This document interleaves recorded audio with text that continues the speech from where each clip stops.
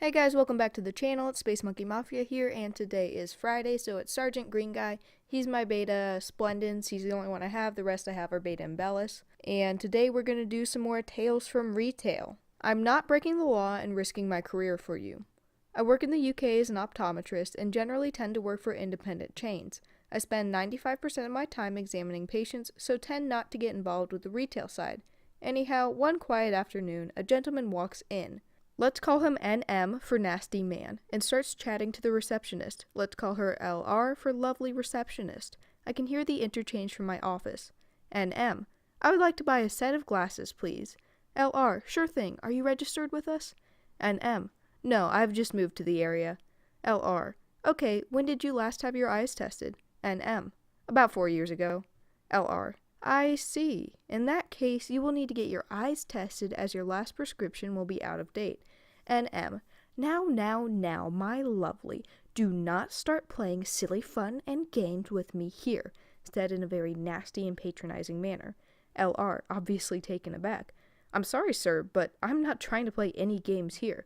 NM, starting to speak quite nastily. You are being very unhelpful in response to a simple demand. Now, it is very simple. You obviously have the equipment to check the power in my current glasses. Just use that, okay? LR, I'm really sorry, sir, but I am not allowed to do that. At this point, I have heard enough and leave my office and come out to reception to intervene. I try and calm down the situation and explain that what he is requesting would be illegal. I offer to give him a free NHS test that day. However, he point-blank refuses and asks me to fabricate the test and issue him with a new prescription. Once again, illegal. Once we have gone around in circles for a few minutes, we came to the final exchange. Me. So, let me get this straight. You want me to pretend to examine you and sell you glasses which are the same power as your old ones. NM. Huffs and puffs in triumph. Yes! Thank goodness we have got there in the end.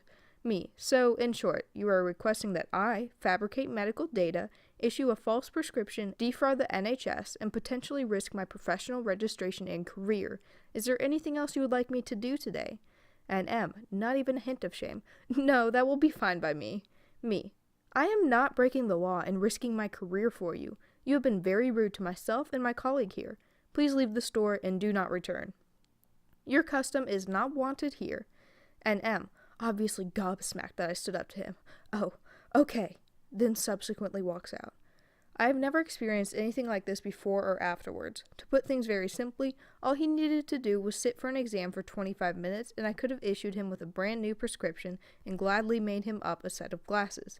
Why are people so entitled like this? This doesn't even make any sense. Like, why would you just expect to be handed everything you want in life? Just, I want this, give it to me. I don't care about you as a person. I care about you as a thing that can get me what I want. Like, people are people, view them that way. More coupon fraud. Original post here. Most of the background info is in that tale, but a TLDR. Warehouse store, 1 coupon per item is the policy, but the register system accepts duplicate coupons sometimes due to a bug, which is set to be fixed in the next few weeks as we switch to a new coupon system. Anyway, I'm a self-checkout supervisor, and today a man, coupon guy equals CG, calls me over because he's having trouble scanning his coupons. I look at the screen, and it's a duplicate of one that's already been applied. However, that's not why it wouldn't scan. His finger was blocking the barcode. Me. So, normally I would put this through for you, but since you've already applied this coupon, store policy dictates that I can't. CG. Well, the register takes them, so you're going to put them through. He's not wrong about the register accepting them, but as I've already tried to explain, he's violating the store policy and the terms of his membership.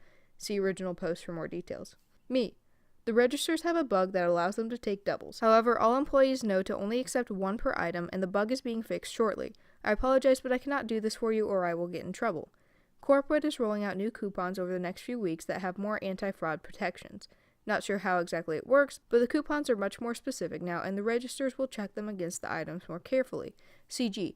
Well, if you're not gonna do it, then I will.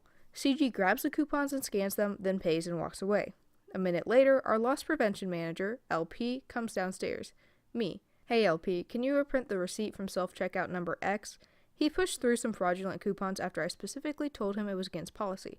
LP. Absolutely. Of course, the transaction is linked to a membership. His account has been suspended and flagged for potential fraud, and next time he comes in, he'll need an override from loss prevention to start a transaction. Oh, and he can only go to normal cashiers who can be more careful about fraud. Like, what did he think was going to happen? He already got told, hey, don't do that. That's bad. We don't allow that. And he's like, I don't care. You guys can't stop me. Like, yes, they can. Obviously there's stuff in place for them to get you. What the heck? No brains here. No brains. Service dog triggers lady at grocery store. Okay, so as any story goes, you all need some backstory. There was a guy that requested the grocery store I worked at. About once a week, he would come to pick up the essentials, only a basket's worth. He did this regularly, so I got to know of him and his service dog pretty well. I cannot say for sure why he had a service dog because I was polite and never asked why he has a service dog. The only question I ever asked was what was his dog's name and how old was he. His name was Boomer and he was 8 years old. He was a bloodhound mix from the looks of him. He had had his service dog since he was a puppy. Since he only gets a basket's worth of items, he typically would just lay the leash over his service dog while he would grab certain items throughout the store. Those are the basic facts. My speculation on why he had his service dog was due to his anxiety. He was a very on-edge person and just came off as extremely anxious. He was a super cool guy, and his dog was amazing, always standing by his side as he walked through the store and standing right at his side as he would check out. So now brings us to the tale. As always, the guy with his service dog came through my line and I greeted him, having casual conversation as all cashiers do with their regulars. I thanked him and told him to have a good day. 10 minutes later, a woman came through my line who was a typical Karen/Sharon type, and here is how the conversation went. Lady, about 10 minutes ago, I saw a man in here with a service dog. Me, yes, he is a regular, he is in here a lot. Lady, well, he wasn't holding the leash when I saw him. Me, oh, well, he has had the dog for a while and he is very well behaved, so the dog stays by his side very closely. Lady, that is so dangerous. He could have hurt someone. Me, I doubt that. The dog is there to protect him. He would more than likely only attack if his owner was threatened. Lady, well, it is still a dog and it could attack anyone at any opportunity. I literally just stared at her. I was not sure what she wanted me to say at this point. I also thought she was being ridiculous, so I ignored her and continued scanning her items. Lady, oh, so you aren't gonna do anything? You are just gonna stand there, shrugging your little shoulders? I doubt that dog was even a real service dog. When she made a comment about me not doing anything, I was so annoyed. She did not know this guy or what he has been through. The dog which has a registered service dog vest on, which, yes, I am aware anyone can put these on their dog, but you can just tell the real ones. She was angry about a dog she had seen loyally doing its job 10 minutes ago. I don't know what she wanted me to do. I was just a cashier. I have no power over what anyone does in the store, especially one that has already left the store. After continuing to ignore her rude comments and accusations, she said, Lady, I want to speak to your manager. Me, no problem, ma'am. Let me call him up. I paged the manager over the PA system, and after our transaction, I told her to go stand to the side and he would be right up. 5 minutes later, the main manager at the time came up to me and asked what I needed. I pointed to the woman and said, that lady would like to speak to you about something.